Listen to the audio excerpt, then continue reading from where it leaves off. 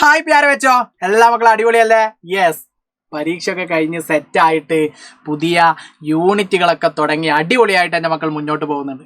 Yes, വളരെ പ്രധാനപ്പെട്ട നമ്മുടെ ഓണപരീക്ഷയ്ക്ക് ശേഷം വരുന്ന നമ്മുടെ പാഠഭാഗവുമായി ബന്ധപ്പെട്ടുള്ള ഒരു ചോദ്യം ഡിസ്കസ് ചെയ്യാനാണ് അനുസരത്തിലുള്ളത്.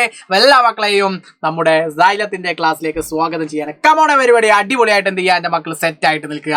അപ്പോൾ നമുക്ക് എന്ത് ചെയ്യാൻ പോവാം? നമ്മുടെ മൂന്നാമത്തെ യൂണിറ്റാണ്, പരീക്ഷയ്ക്ക് ശേഷമുള്ള യൂണിറ്റാണ് റിംജിം റിംജിം അല്ലെ. മനോഹരമായിട്ടുള്ള ഒരു യൂണിറ്റാണ്. ഈ യൂണിറ്റിൽ എന്താണ് പറയുന്നത് എന്നുള്ളതൊക്കെ നമ്മുടെ ആപ്പിലൂടെ നമ്മൾ ഡിസ്കസ് ചെയ്തിട്ടുണ്ട്.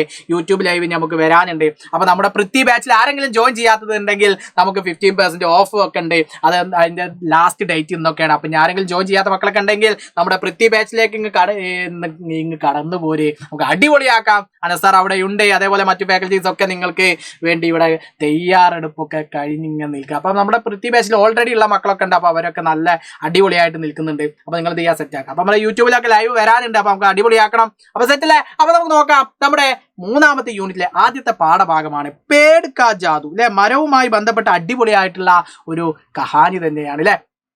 നമ്മൾ സെറ്റായിട്ട് എന്ത് ചെയ്തിട്ടുണ്ട്, അത് പറഞ്ഞിട്ടുണ്ട്. നമ്മുടെ ആപ്പിലൂടെ വിനോദ് കുമാർ ശുക്ലാണ് അത് എഴുതിയിട്ടുള്ളത്.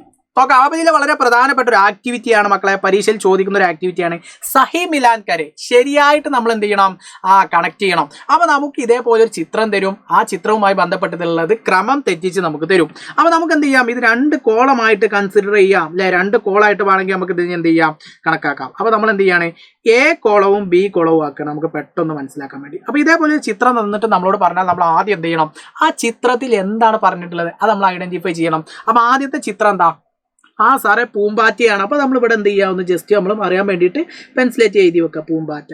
രണ്ടാമത്തെ ചിത്രം എന്താണ്, അണ്ണാനാണ് അല്ലേ. അണ്ണാൻ, അണ്ണാര കണ്ണാവാ പൂവാല ചെങ്ങാത്തൻ കൂടാൻ വാ അല്ലേ. അടിപൊളിയായിട്ടുള്ള അണ്ണാര കണ്ണനൊക്കെ നമ്മൾ കണ്ടു. അണ്ണാനാണ് എന്ന് നമ്മൾ മനസ്സിലായി. പിന്നെ മൂന്നാമത്തേത് എന്താണ്, പക്ഷിയാണ്.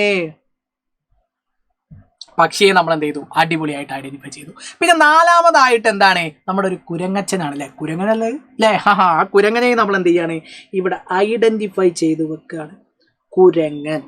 അപ്പൊ ഇത് നാല് നമുക്ക് കിട്ടി. അപ്പൊ ഒന്നാമത്തെ പൂമ്പാറ്റയാണെന്ന് നമുക്ക് മനസ്സിലായി, രണ്ടാമത്തെ അണ്ണാനാണെന്ന് മനസ്സിലായി, മൂന്നാമത്തെ പക്ഷിയാണെന്ന് മനസ്സിലായി, നാലാമത്തെ കുരങ്ങനാണെന്ന് മനസ്സിലായി അല്ലെ. 1 2 3 4. അപ്പൊ 4 ചിത്രങ്ങൾ നമ്മൾ ഐഡന്റിഫൈ ചെയ്തു. ഇനി രണ്ടാമത്തെ കോളത്തിലുള്ളത് പൂമ്പാറ്റയുടെ നേരെ നമുക്ക് തന്നത് ചിടിയ എന്നാണ്. അത് ശരിയാണോ?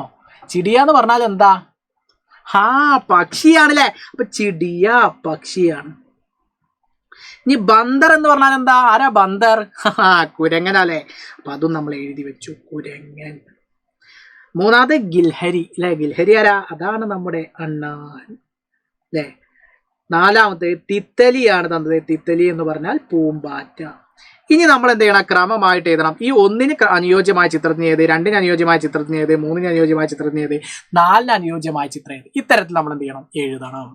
അപ്പൊ എന്റെ മക്കൾ സെറ്റ് അല്ലേ? ഇനി നോക്കി. അപ്പൊ ഒന്നാമത്തെ പൂമ്പാറ്റന്റെ പേരെന്താ, യെസ് നോ ഡൗട്ട്. നാലാമതായി നമുക്ക് തന്നിട്ടുള്ള തിത്തലിയാണ് നമ്മൾ എന്ത് ചെയ്യേണ്ടത്, ഒന്നാമത്തെ പൂമ്പാറ്റയ്ക്ക് നേരെ എഴുതി കൊടുക്കേണ്ടത്. അപ്പൊ തിത്തലി നമ്മൾ എഴുതുന്നതോട് കൂടി അത് ശരിയായി.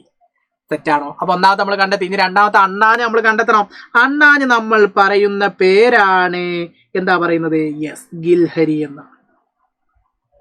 അണ്ണാൻ നമ്മൾ പറയുന്ന പേര് ഗിൽഹരി എന്നാണ്. അതും നമ്മൾ ഐഡന്റിഫൈ ചെയ്തു. മൂന്നാമതായി നമുക്ക് വരുന്നത് പക്ഷിയാണ്. മൂന്നാമത്തെ പക്ഷിക്ക് നമ്മൾ പറയുന്ന പേരെന്താ, അത് നമുക്ക് യാതൊരു ഡൗട്ടും ഇല്ല. മൂന്നാമത്തെ നമ്മൾ പക്ഷിക്ക് പറയുന്ന പേര് ചിടിയ എന്നാണ്. ഒന്നാമതായി നമുക്ക് തന്നിട്ടുള്ള അതാണ് നമ്മൾ പറയുന്നത്. അപ്പൊ ചിടിയ, അതും നമ്മൾ ഐഡന്റിഫൈ ചെയ്ത് എഴുതി. ഇനി നാലാമതായിട്ട് നമ്മൾ പറയാൻ പോകുന്നത് എന്താ, യെസ് നാലാമത് കുരങ്ങനാണ്. കുരങ്ങന് നമ്മൾ പറയുന്ന പേര് ബന്ദർ എന്നാണ്, ബന്ദർ. അപ്പൊ അതും നമ്മൾ ഐഡന്റിഫൈ ചെയ്ത് നമ്മൾ എഴുതി കഴിഞ്ഞു. അപ്പൊ ഒന്നാമത്തെ തിത്തലി എന്ന് പറഞ്ഞു കഴിഞ്ഞാൽ പൂമ്പാറ്റ, നമ്മുടെ ചിത്രത്തിന് അനുയോജ്യമായത്. രണ്ടാമത് ഗിൽഹരി എന്ന് പറഞ്ഞു കഴിഞ്ഞാൽ അണ്ണാനാണ്, അതും നമ്മൾ എഴുതി.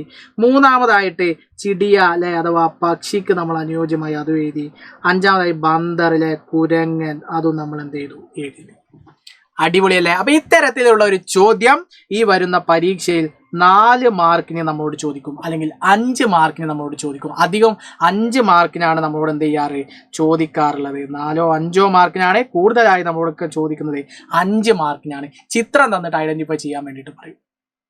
അപ്പൊ ചിത്രം തന്നിട്ട് ശരിയായിട്ടുള്ള പേര് എഴുതാൻ പറഞ്ഞാൽ അനുസാറിന്റെ മക്കൾ എഴുതൂലേ? അടിപൊളിയായിട്ട് ഇത്തരത്തിൽ മാർക്ക് നേടാൻ നിങ്ങൾക്ക് കഴിയൂലേ? അപ്പോൾ ഓക്കെ, അപ്പോൾ എല്ലാ മക്കളും എന്ത് ചെയ്യുക, അടിപൊളിയാക്കുക, ലൈക്ക് ചെയ്യുക. അതേപോലെ ഈ വീഡിയോ നിങ്ങളുടെ വിലയേറിയ ഈ ഒരു വീഡിയോ 5 മാർക്കിന്റെ വീഡിയോ നിങ്ങളുടെ കൂട്ടുകാർക്കൊക്കെ അയച്ചു കൊടുക്കുക. നിങ്ങൾ കമന്റ് ചെയ്യുക, അടിപൊളിയാക്കുക. നിങ്ങളുടെ പരീക്ഷ എങ്ങനെ ഉണ്ടായിരുന്നു, വരും പരീക്ഷയിൽ നിങ്ങൾ പഠിച്ചു തുടങ്ങിയോ, ഇല്ലെങ്കിൽ ഈ വീഡിയോ കണ്ടതോടുകൂടി ഞങ്ങൾ പഠിച്ചു തുടങ്ങി എന്നുള്ള ആ കമന്റുകളൊക്കെ നിങ്ങളുടെ കമന്റ് ബോക്സിൽ രേഖപ്പെടുത്തുക. അപ്പോൾ അഗല ക്ലാസ് में आना सर फिर मिलेगा. सबका बहुत बहुत शुक्रिया. Bye bye.